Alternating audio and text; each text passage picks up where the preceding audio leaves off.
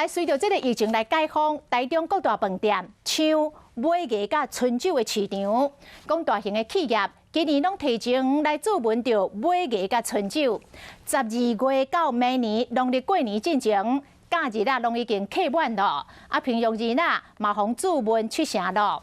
因为这个工资甲原物料等等的成本拢来起价，所以今年的买艺甲春酒办桌嘛拢来起价，一道平均起10%到15%。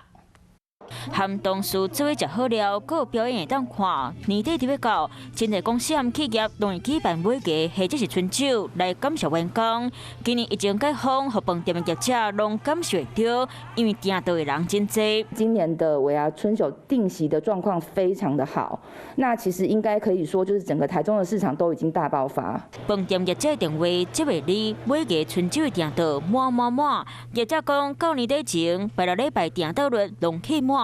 今年买艺春酒用的倒钱嘛起价啊！尾牙春酒的确是比以往呢，会稍微再高一点。那大概成长的幅度大概是差不多10%左右。工资和原物料成本调起，真侪饭店甲倒钱的价钞起差不多伫10%到15%。今年价格有微幅上涨，当然我们还是要反映食物成本。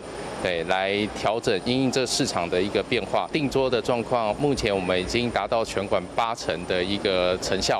虽望继续变贵，不过订单量嘛是真多，业者趁一波买价，希望把过去疫情的损失全部赚倒转来。华视新闻看起来，赶快订阅我们的华视新闻 YouTube 频道，欢迎按赞、订阅、开启小铃铛，最新最及时的资讯要提供给你。